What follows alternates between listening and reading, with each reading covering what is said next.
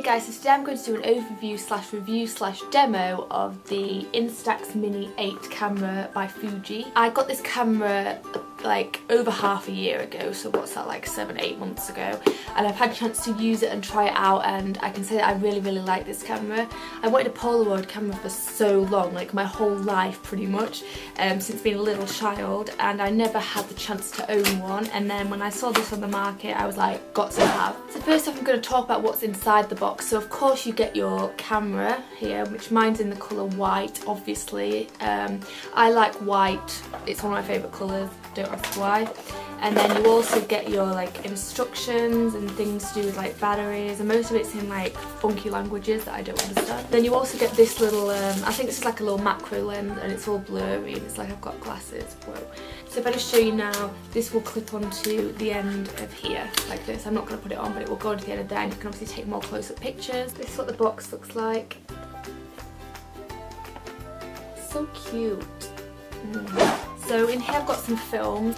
I actually got a really good deal for these films on eBay. I think I got 5 packs of film for £24 or £25 or something, so I'll link that below if it still exists. Also off eBay I purchased some of these little albums. I got a turquoise one and this little corally pink kind of colour one.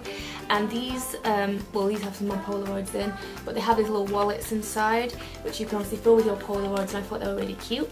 And then in the back you've got a little slip here to keep any sort of excess Polaroids and things you've not put in yet.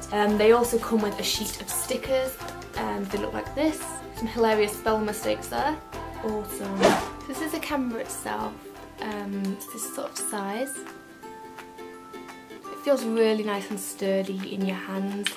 It's really like big and bulky, but it feels really old school. It's got like a very vintage feel to it. To begin with, to take a photograph, you press this button here and this pops out the lens.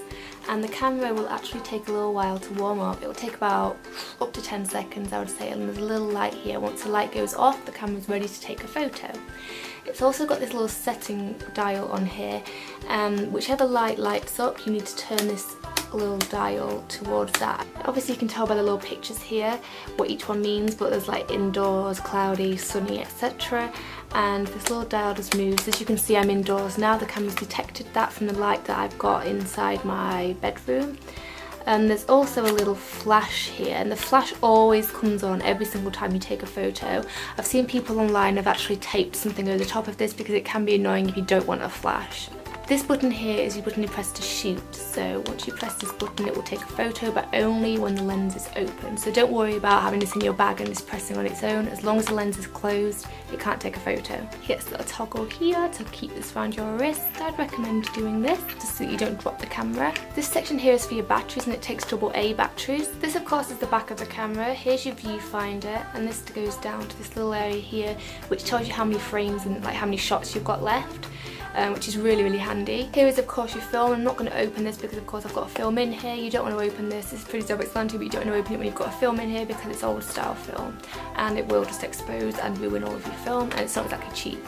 This is the little area that the picture comes out of, and you'll get to see this in action in a second. And I believe that's everything, though I do have a few tips about this. So to begin with, as you can see, the little viewfinder is not right next to the lens, so if you're taking close-up photographs with the lens through the viewfinder, you want to aim slightly to the left instead of just straight on, because of course they're quite a bit apart. But if it's a distant shot, then it doesn't really make that much of a difference, and you're fine to just do what you would normally do with with your point and shoot camera that you've got at the moment. I also think it's a good idea not to buy your films directly from the manufacturer. I found these on eBay, and I'll link down below if the link is still active, if they still sell these. I'm pretty sure they will, but they're a legit seller. I believe they're from Hong Kong if I remember correctly, but you get a kind of a bulk deal where I think you get 5 packs of film for something like £24 or something ridiculous like that. So it's time for the part I've been waiting for. I'm actually going to take a selfie with this camera now, and we'll see how it goes. Probably shit because I'm bad at aiming the lens, and of course the viewfinder's not in the same place as the lens, so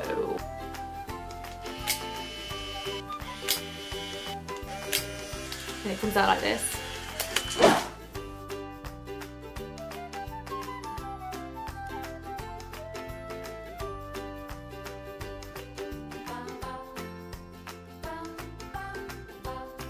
Okay, because the Instax Mini doesn't have a autofocus or manual focus feature, you'll find that if you take pictures a bit too close up, like selfies or anything you want to take with macro, unless you're using a little macro lens, it will turn out kind of a little bit blurry and out of focus.